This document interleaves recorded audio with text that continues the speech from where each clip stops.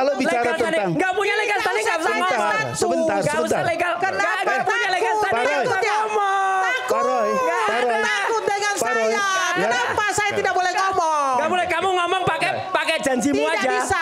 Ini yang Sudah. berjanji mau buka pakaian. Ini yang berjanji mau. Mas Roy. Karena saya ada di sini. Mas Roy. Buka baju maka saya ada di sini. Pornografi. Ini nggak benar ini. Pornografi. Tadi kita udah sepakat loh. Pornografi. Mas, tadi kita udah sepakat. Mempertunjukkan hal yang pornografi di depan Kenapa rakyat. takut kalau saya mau Aduh. bicara? Kenapa takut kalau saya mau bicara? Aku nggak takut. Kamu buka baju aja nggak takut. Ngapain? Nah, kita kembali ke substansinya. Bang Aiman, giliran Kita kembali ke substansinya. Kita tarik napas sebentar. Giliran saya dulu dong. Ya, silakan. Mas Roy Suryo dulu, Mas Roy. Ini terkait judul sebenarnya. Ya. Desakan Roy Suryo CS ya, ada Dr. Tifa, ada Bang Rismon, ada Bung Faisal. Siapa TPO? Ahmad Kosinudin. Bukan.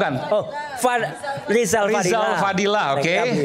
Yang kemudian segera ditetapkan sebagai tersangka. Nah, tetapi yang menjadi hal yang menurut saya aneh, Mas Roy Suryo ini ketika mendapat salinan ijazah Pak Jokowi, justru malah menyatakan ijazah tersebut 99,9% palsu. Padahal pernyataan itulah yang membuat Mas Roy Suryo kasusnya naik ke penyidikan. Betul ya Mas? Betul. Kok nekat? Ini ngelawan penegak hukum atau apa ini? Bukan ngelawan penegak hukum, inilah kemenangan rakyat. Maksudnya? Iya, di tangan saya. Kalau kemarin ya kita ngobrol seminggu yang lalu itu, waduh malah kita kalah waktu itu ya, dan berikutnya kita kalah 0-1 dari Turki ya. Nah, kalau sekarang kami sudah menang 2-0 ini. Iya. Karena apa? Karena alhamdulillah akhirnya KPU, Komisi Pemilihan Umum Pusat dan KPU DKI Jakarta sudah memberikan bentuk ijazah yang selama ini disembunyikan oleh seorang pengecut yang tidak berani menampilkan ijazahnya. Ya, pengecut itu malah sampai menuduh, wah itu orang yang pengen melihat ijazahnya nanti lihat di pengadilan gitu. Apa lihat di pengadilan susah amat?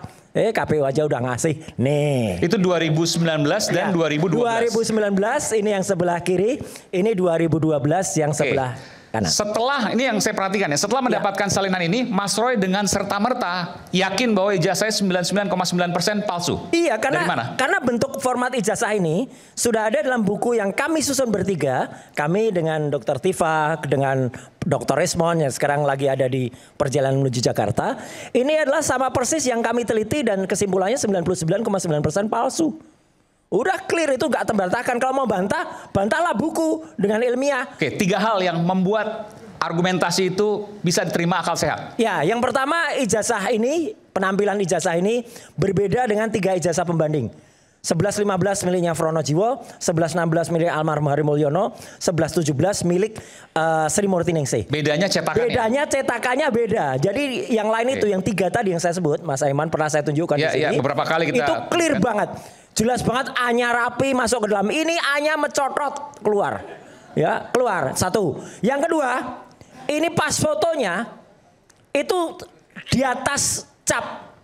Mana ada orang pas foto kok kemudian di atas cap. Sebentar, itu kan fotokopi, bisa dicek bahwa itu di atas cap. Oh iya, kami sudah meriksa yang lebih bagus. Maksudnya? Kami sudah meriksa yang berwarna. Juga kan? Enggak, yang kami periksa yang unggahannya si Dian Sandi yang itu sama. Oke, ternyata sama, maka dari situ. Yang kami periksa yang diposting oleh Bareskrim tanggal 22 Mei. Ya. Kami periksa dengan teknik namanya luminance gradient. Dengan luminance gradient clear banget, ada di buku sekali lagi. Jadi yang Dian Sandi posting memang sama? Sama. Terus itu nggak pernah ada. Terus saya ingat beberapa waktu yang lalu dia bersuara, ada tuh orang yang tiba-tiba punya saya juga di belakang apa foto gitu ya. Orangnya ada di sini sekarang, ya gitu. Terus dia dipermalukan seluruh Indonesia, ya. Nanti, itu konyol itu, konyol orang itu. Itu jelas foto yang salah, kok malah ditiru. Ini loh pengaruh buruk dari orang yang salah ini sudah mempengaruhi pikiran buruk rakyat Indonesia. Itu yang kedua. Ya, yang ketiga apa? Yang ketiga jelas betul bahwa ijazah ini yang ada di sini ini itu juga kemudian sudah kami cek juga tidak ada embosnya, tidak ada kemudian watermarknya gitu. Padahal ijazah UGM itu selalu ada emboss, selalu ada watermark. Mana ada ijazah, nggak ada embos, nggak ada watermark, Mas Aiman. Ya, pertanyaannya begini, kalau seandainya seperti itu, artinya Mas Roy bukan hanya menuduh Pak Jokowi, tapi juga menuduh UGM telah berbohong. Belum tentu UGM yang salah. Perhatikan kata Prof. Ova. Oke. Setelah 2015, setelah 85, setelah 1985, kami tidak bertanggung jawab lagi terhadap penggunaan ijazah itu. Ingat nggak, Mas Aiman? Ada juga sempat ada narasi dari seseorang profesor di UGM yang tadinya mau membantu membuat narasi yang lain, ijazah hilang kemudian dicetak lagi. Apa salahnya? Salah. Ijazah itu nggak boleh dicetak lagi. Ijazah kalau dicetak lagi ya tetap namanya palsu. Itulah yang kita kejar. Kalau logikanya seperti itu artinya betul, ini UGM kan mengakui bahwa Pak Jokowi lulus dari UGM. Ya itu nanti satu pertanyaan lain. Oke.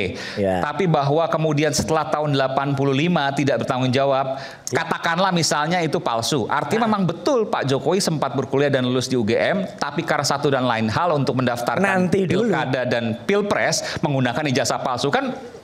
Nanti dulu. Akhirnya kesimpulan atau hipotesisnya sementara seperti itu. Gini, nanti dulu tetap Jokowi salah karena menggunakan barang yang palsu.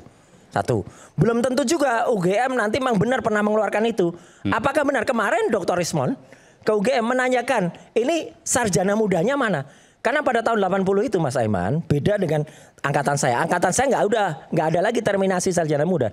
80 menurut juga profesor yang kemudian sempat diwawancara juga oleh Dr. Rismon kemarin di podcastnya ya, Profesor KPH siapa itu mengatakan Bagas itu mengatakan harusnya ada ijazah sarjana muda ya. Kemudian ijazah sarjana. Ada 2 ijazah. Iya, kalau nggak ada palsu dah. Apalagi skripsi yang saya pegang itu bukti primer ya.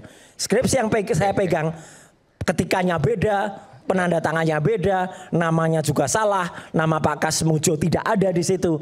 Udah deh, pokoknya palsu deh, nggak usah kepanjangan lagi. Jadi gini, ini supaya clear nih ya. Ya. Jadi ijazah yang digunakan ini versinya Roy Suryo dan kawan-kawan. Mas Roy mengatakan ijazah yang digunakan untuk mendaftar KPUD DKI untuk Gubernur DKI Jakarta pada waktu tahun itu 2012. dan Pilpres 2019. Ya, 2019, 2014. Ya. Untuk mendaftar Pilpres itu menggunakan ijazah palsu versi Roy Suryo. Satu lagi yang kita tunggu yang dari Solo. Oke, yang wali kota. Wali kota. Tetapi bahwa UGM mengatakan ijazah Pak Jokowi asli, lalu kemudian sempat berkuliah di UGM, Mas Roy belum secara yakin membantah itu. Gini, sudah kami bantah, hanya kami tunggu saja tanggal mainnya, ya, dan kemudian tinggal tunggu saja kapan UGM menyatakan penyesalannya dan bersalah, itu aja. Artinya sudah ada bukti-bukti juga? Ada, nanti ada muncul semua bukti. Kenapa nggak digugat UGM ya? Oh nanti dulu, masa semuanya dikeluarin, kesenangan dong termol-termol itu. Ya gitu. Tapi Mas Roy sudah menyimpan bahwa UGM ada.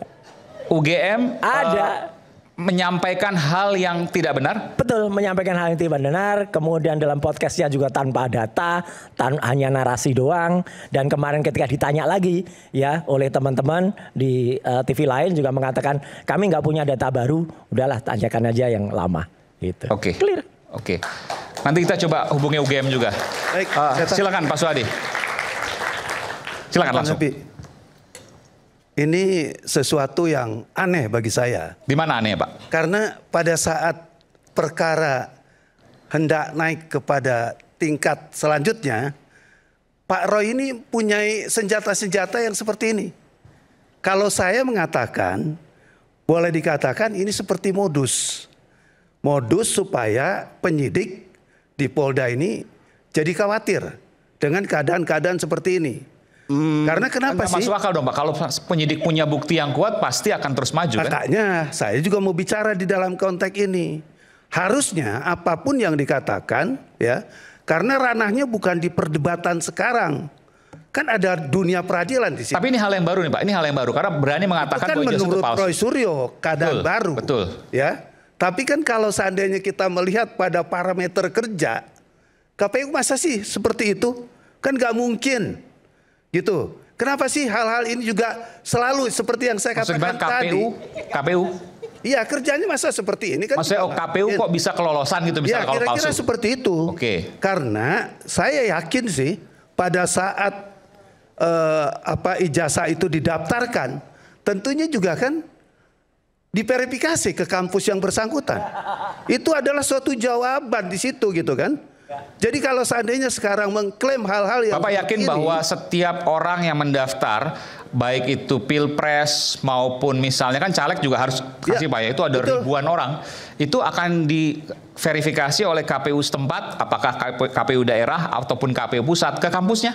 Harusnya seperti itu. Karena kan diminta legalisir dan lain sebagainya. Nah ini harusnya atau itu kan Bapak suatu punya bentuk informasi bahwa seperti apa itu? yang dipunyai atau ijazah yang dimiliki itu adalah benar.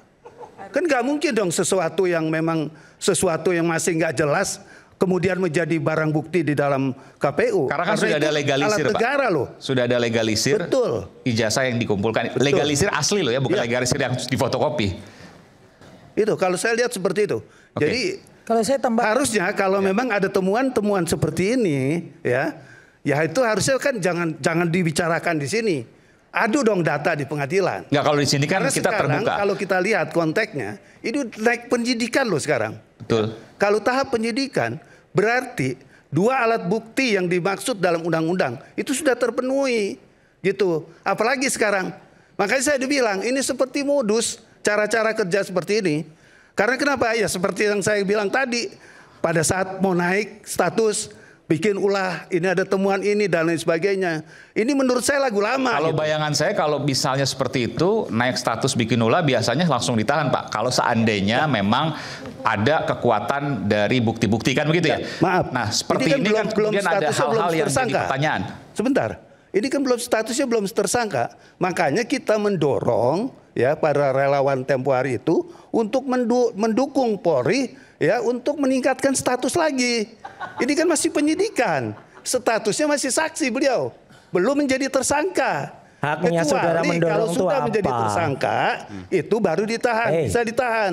Itu. Pak Suhadi, haknya saudara mendorong itu apa? Loh, sabar. ya punya dong, Saudara- kita ini warga negara kok. Iya, saudara, Melihat saudara keadaan kuasa hukum hukum seperti pelapor ini nggak? wajar. Saudara gitu. kuasa hukum pelapor nggak? Saya Nggak bisa katakan, jawab. sebentar dulu. Saya sebagai warga negara. Mas Wadi datang waktu itu saya ya? dulu saya. Ibu datang juga waktu Ini kuasa hukum pelapor nggak? Statusmu apa? Enggak. Sudah, Kalau bicara Legal standing. tentang Nggak punya legal standing, nggak usah Sebentar, ngomong. sebentar, Nggak usah sebentar. legal. Nggak punya legal takut? standing, nggak usah Pak Roy. ngomong. Pak Roy, Pak Roy. Takut dengan Pak Roy, saya. ya. Kenapa saya tidak boleh ngomong? Nggak boleh kamu ngomong pakai janjimu Tidak aja. bisa. Ini yang Sudah. berjanji mau buka pakaian. Yeay. Ini yang berjanji mau. Mas Roy. Karena saya ada di sini. Mas Roy. Buka baju maka saya ada di sini. Pornografi. Ini nggak benar ini. Pornografi. Tadi kita udah Lebih sepakat baik loh. Pornografi. Mas, tadi kita udah Pak, sepakat. Pak. Mempertunjukkan hal yang pornografi di depan Kenapa rakyat. takut kalau saya mau Aduh. bicara? Kenapa takut kalau saya mau bicara? Aku nggak takut. Kamu buka baju aja nggak takut. Nggak, Pak. Ngapain? Nggak, kita kembali ke substansinya. Bang Aiman, giliran Kita saya. kembali ke substansinya. Kita tarik nafas sebentar. Giliran saya dulu dong. Ya, silakan. Tapi substansi ya, bukan soal Substansi, perasaan, ayo. bukan soal otot. Jadi begini, Silakan. tadi saya dengar pernyataan Roy katanya UGM itu tidak bersalah. Kamu UGM nggak? Sebentar. Kamu saya lulusan jawab UGM dulu. nggak? Diam, Mas Roy. saya jawab Kamu dulu. lulusan mana? Sudah tidak. Kamu lulusan mana? Nggak usah didengar, ini bukan lulusan UGM. Saya Bukan jawab, takut. kenapa takut? Saya tidak mau Takut. orang tidak punya Takut legal dengan standing. jawaban saya. Mas Roy, nanti. Orang tidak punya legal standing. Kenapa? Dengarkan dulu, oke. Nggak usah. Daripada lu. Mas Roy. Nggak usah ngundang orang-orang kayak gini lah. Sebentar dulu. Kita sudah Ngapain? janji. Bikin bodoh Mas rakyat. Roy, saya mau ngomong. Saya tahu Bikin dia. bodoh rakyat. Saya kenal Roy. Sebentar dulu, Makanya saya saya mau bicara berani nih. ke sini. Ngapain kenal aku nggak kenal Hari kamu? ini, Oke. Aku nggak kenal Oke, kamu. nanti So kita- kenal so akrab. Kita kembali saat lagi tetap bersama kami di Rakyat Suara. Ngapain aku So dengan kenal. Udah.